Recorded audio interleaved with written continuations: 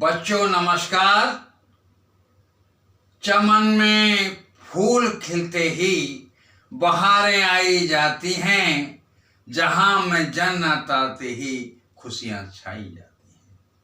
बच्चों, मैं आज आपको इंग्लिश स्पीकिंग कोर्स ट्रांसलेशन में शुड का यूज इंटरोगेटिव सेंटेंस में पढ़ाने जा रहा हूं। जैसा आपको पता है, मैंने पिछली वीडियो में बताया है कि जिन वाक्यों के अंत में चाहिए शब्द आता है और सलाह व्यक्त की जाती है, वहां हम हेल्पिंग वर्ब शुड का प्रयोग करते हैं। अंडरस्टैंड बच्चों? अब जब प्रश्नवाचक शब्द कब, क्यों, क्या, कहां, कैसे वाक्य के बीच में आते हैं, तो हम उनकी अंग्रेजी सबसे पहले लगाते हैं, फिर हेल्पिंग वर्ब शुड का प्रयोग करते हैं, और फिर सब्जेक्ट उसके उपरांत वर्ब की फर्स्ट फॉर्म, और फिर ऑब्जेक्ट इत्यादि की अंग्रेजी बनाते हैं, और वाक्य की लास्ट में क्वेश्चन मार्क, प्रश्नवाचक चिन्ह लगाते हैं। फॉर्मूला देखिए।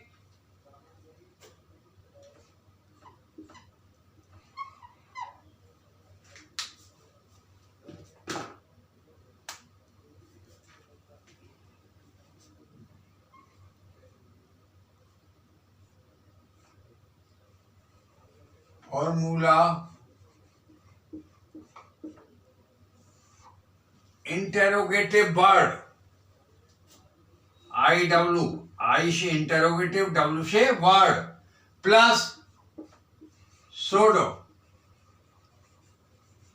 Plus subject, plus V first, plus object, plus extra, plus question mark. सुनना है बच्चों? ये फॉर्मूला आप अपनी कॉपी में नोट कर लीजिएगा। सब interrogative word plus should plus subject plus verb का first form plus object plus extra plus question mark. तुम्हें मेरी मदद कब करनी चाहिए? तुम्हें मेरी मदद कब करनी चाहिए? ये बनेगा when should you help me?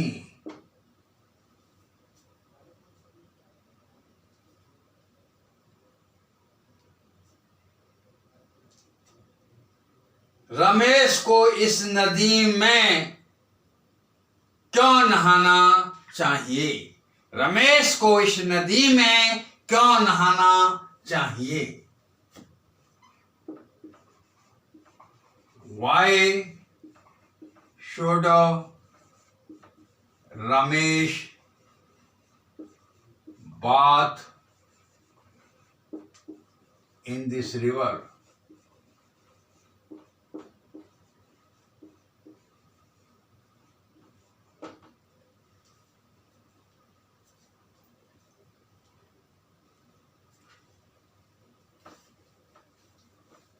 हमें यह कठिन प्रश्न कैसे हल करना चाहिए?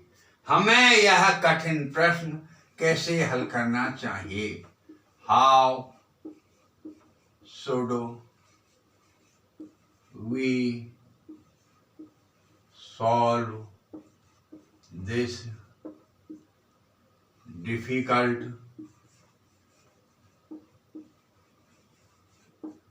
question?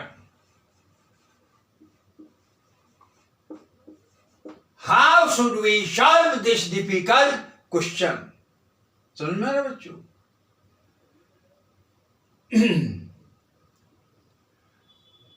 मनोज को तुम्हें पत्र कब लिखना चाहिए? When should Manoj write you a letter.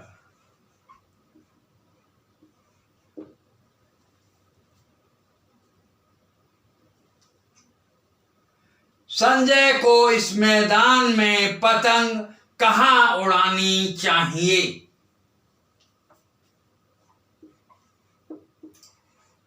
Where should Sanjay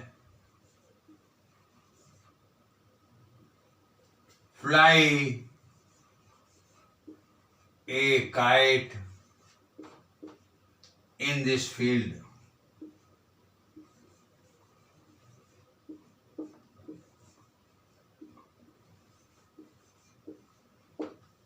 सब बच्चों समझ में आ रहा है आपको? आप इन ट्रांसलेशन को अपनी फेयर कॉपी में लिख लें, हिंदी और इंग्लिश दोनों के लिए लिख लें और घर पे प्रैक्टिस करें। समझ में आया? आगे मैं पढ़ा रहा हूं interrogative negative sentence. Interrogative negative sentence.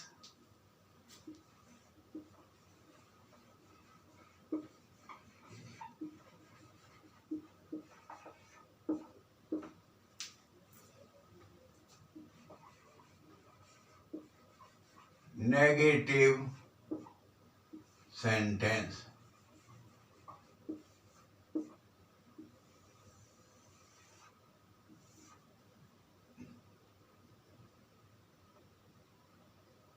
प्रश्नवाचक नकारात्मक वाक्य।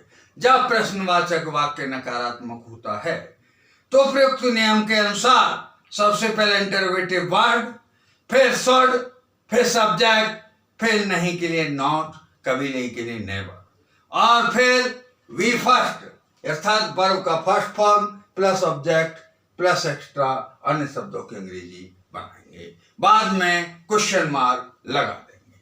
फॉर्मूला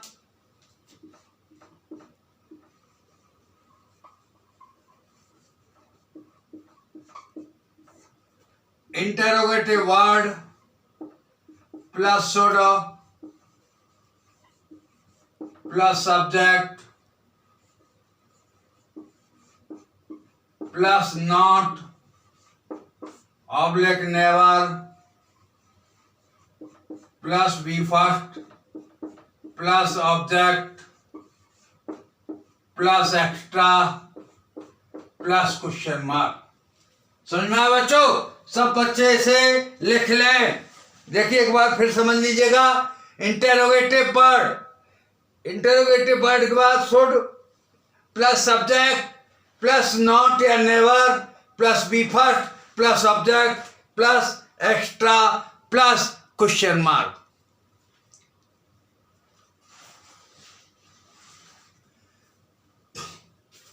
तुम्हें झूठ कभी क्यों नहीं बोलना चाहिए? तुम्हें झूठ कभी क्यों नहीं बोलना चाहिए? Why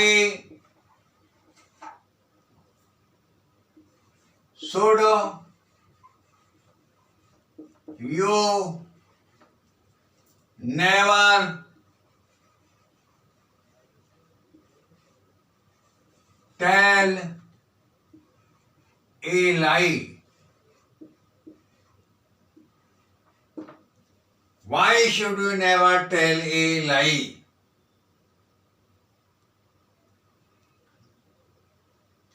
हमें रात्रि में सड़क पर क्यों नहीं दौड़ना चाहिए?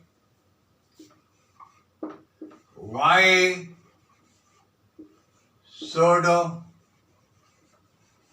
we not run on the road at the night?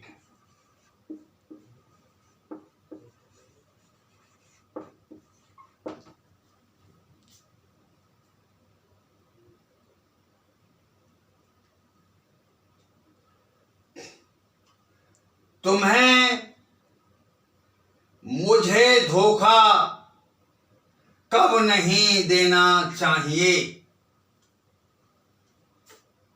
तुम्हें मुझे धोखा कब नहीं देना चाहिए?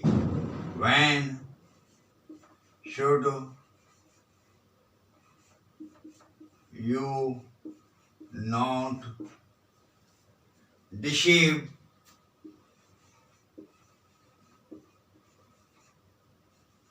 me?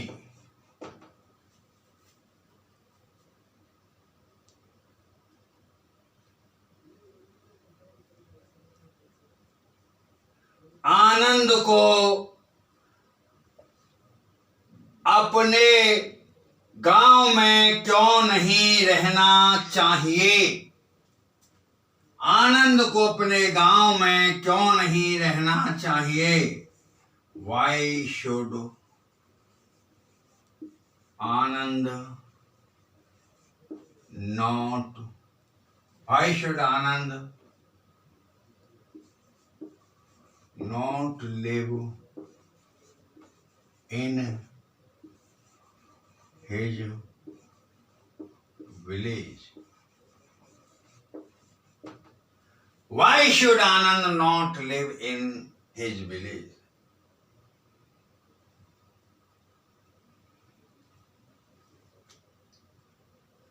तुम्हें अपना गृह कार्य पूरा क्यों नहीं करना चाहिए?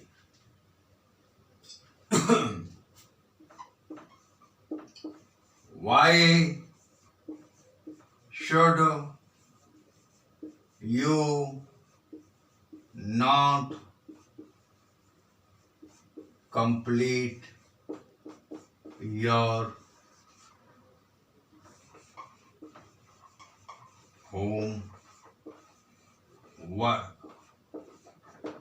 Why should you not complete your homework? बच्चों, मुझे आशा ही नहीं, अब पूर्ण विश्वास है कि ट्रांसलेशन आपको समझ में आए होंगे। आप इनकी अपने घर पर प्रैक्टिस कर लें और बार बार प्रैक्टिस करें। मेहनत से ही आदमी का उत्थान होता है। जैसा आपको पता है, आजकल कोरोना की बीमारी भयावह रूप से फैल रही है, उसके प्रति अपने स्वास्थ्य की रक्षा करना आपका परम कर्तव्य है। इसके साथ साथ जो बच्चे आज पहली बार मेरी वीडियो देख रहे हैं, वो YouTube चैनल पर इंग्लिश बाय हरीश बाबू डाल करके मेरी वीडियो देखें, प्रैक्टिस करें और घर पर अपने बहन भाइयों और फ्रेंड सर्कल में इंग्लिश बोलने का प्रयास करें। अंत में मेरी आपसे अपील है कि इस मेरी वीडियो को ज्यादा से ज्यादा शेयर और सब्सक्राइब करें। Thank you. जय हिंद, जय भारत।